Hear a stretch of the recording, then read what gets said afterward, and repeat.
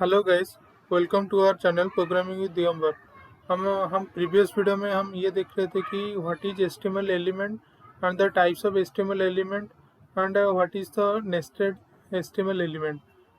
इस वीडियो में हम ये देखने वाले हैं कि what is attributes and why we use it.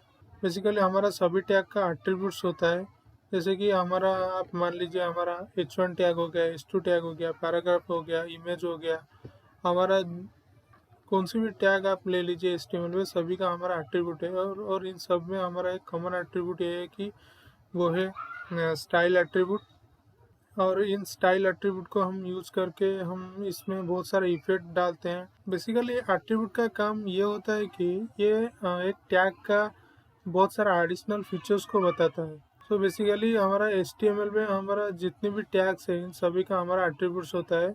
सो हम एक एक करके इन सभी को हम प्रैक्टिकली देखेंगे।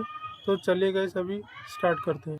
सो गाइस जैसे कि आप ये देख पा रहे हैं, मैं अभी स्क्रीन पर टेस्ट अंडरस्कोर एचटीएमएल नाम के एक फोल्डर को सबलाइम टेस्ट एडिटर में ओपन कर चुका हूँ। ये वाला फोल्डर को मैंने सबलाइम टेस्ट एडिटर में ओपन कर चुका हूँ। इसमें हमारा एक फाइल है जिसका नाम है attributes.html। इस फाइल को हमको ओपन करना है।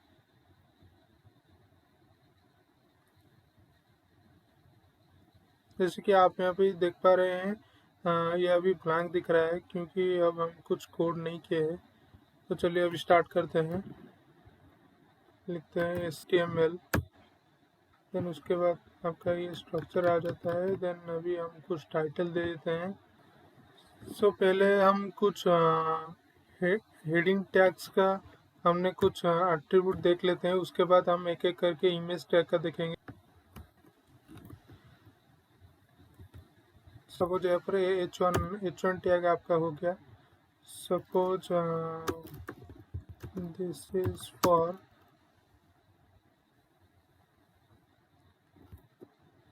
Top heading tag. ओके, जैसे कि आप ये देख रहे हैं, this is for top heading tag. ये वाला टेक्स्ट यहाँ पर प्रिंट हो चुका है। सो अभी हमने देखेंगे इसके ऊपर हम कौन सा एट्रीब्यूट हमने यूज कर सकते हैं। ओके, अब हम इसके ऊपर हमने टाइटल एट्रीब्यूट को यूज करने वाले हैं। तो चलिए अभी इसको यूज करते हैं। टाइटल, सपोज यहाँ पर हमने टेक्स्ट लिख देते हैं। अब हम इसको रन करके देखते हैं। सो गाइस जैसे कि यहाँ पर आपने देख पा रहे हैं, एक छोटे से बॉक्स के अंदर अगर हम माउस पॉइंटर को इस टेक्स्ट के ऊपर हमने लेते हैं तो यहाँ पर दिखाई देता है कि टेक्स्ट करके एक बॉक्स में आ रहा है। ओके, ये सब हो रहा है इस टाइटल एट्रीब्यूट की वजह से। सो गाइस चलिए अभी हमने इसके ऊपर स्टाइल एट्रीब्यूट यूज करके देखते हैं। स्टाइल, और यहाँ पर कलर रेड करके देखते हैं ये आता है कि नहीं। जैसे कि आप यहाँ पर देख पा रहे हैं, जैसे कि इस टेक्स्ट का कलर रेड हो चुका है। और चलिए इसको हमने ये इसके ऊपर हमने ऑनलाइन को अप्लाई करके देखते हैं। सेंटर। सो गाइस जैसे कि आप यहाँ पर देख पा रहे हैं, इस टेक्स्ट को हमने सेंटर पे ला चुके हैं इस ऑनलाइन एट्रीब्यूट के वजह से। सो गाइस इस सभी एट्रीब्यूट को हमने H2 टैग पर भी यूज कर सकते हैं, H3 पर भी यूज कर सकते हैं, और H4 और H5, H6 और पैराग्राफ पे भी यूज कर सकते हैं।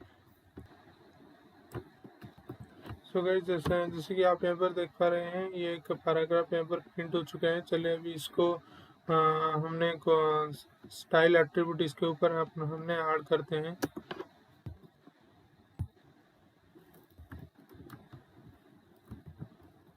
कलर रेड कर देते हैं क्योंकि ये ज़्यादा अच्छे से दिखाई देगा आपको। ओके, जैसे कि आप यहाँ पर देख पा रहे हैं, ये स्टाइल एट्रीब्यूट भी ठीक ठाक काम कर रहा है। और इसके बाद हमने यहाँ पर अप्लाई करने वाले हैं टाइटल। Brief description. ओके, अगर हम इस पैराग्राफ के ऊपर हमने माउस के पॉइंटर को लेंगे तो यहाँ पर देख पा रहे हैं, यहाँ पर एक बॉक्स आ रहा है जिसपे लिखा है ब्रीफ डिस्क।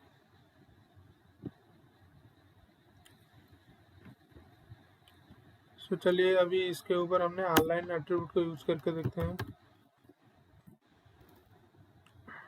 अलाइन राइट कर देते हैं तो हमको पता चलेगा यहाँ पर होता है या नहीं होता है।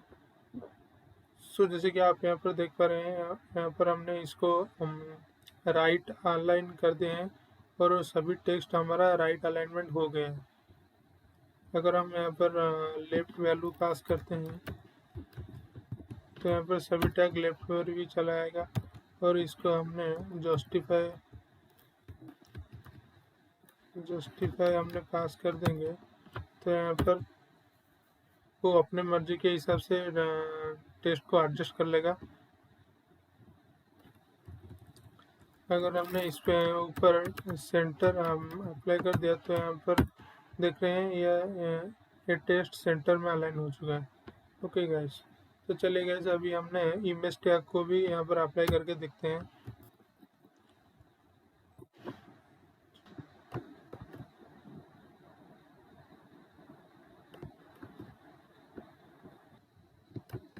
img src में हम इसको हम इस इमेज का पाथ यहाँ पर दे देंगे। Okay, desktop 1.jpg। So guys अभी अगर हमने इसको रिफ्रेश किया तो यहाँ पर एक इमेज आएगा। जैसे कि आप यहाँ पर देख पा रहे हैं, यहाँ पर एक इमेज अभी आ चुका है। अब हम इस इमेज को एट्रीब्यूट की मदद से यहाँ पर मिडिल पे लाएंगे और इसको एक प्रॉपर शेप देंगे। ओके, तो यहाँ पर हमने स्टाइल टैग को यूज करते हैं। सो अगर हमने इसका ऊपर मार्जिन हमने दे देंगे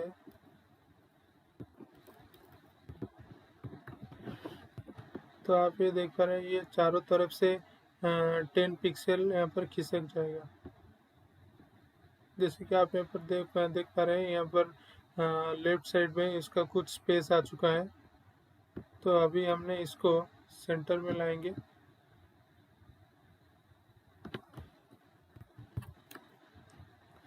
तो गाइस हम यहाँ पर आपको बता देना ये चाहेंगे कि आप सेंटर टैग के मदद से किसी भी एलिमेंट को अपने सेंटर पे भी ला सकते हैं। ओके, जैसे कि आप यहाँ पर देख पा रहे हैं, ये इमेज अभी सेंटर में आ चुका है। तो चलिए अभी इसका हाइट विड्थ हमने सेट करते हैं।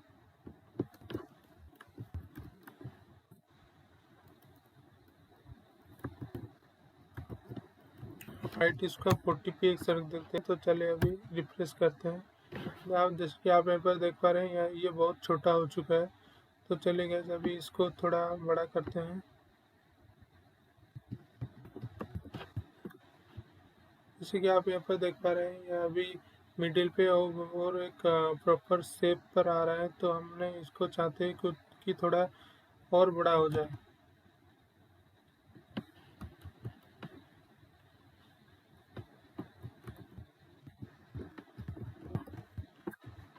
जैसे कि यहाँ पर आपने देख पा रहे हैं, ये अभी प्रॉपर शेप में आ रहा है। सो गाइस चलिए अभी हमने इस इमेज के ऊपर विड्थ एट्रीब्यूट को अप्लाई करके देखते हैं।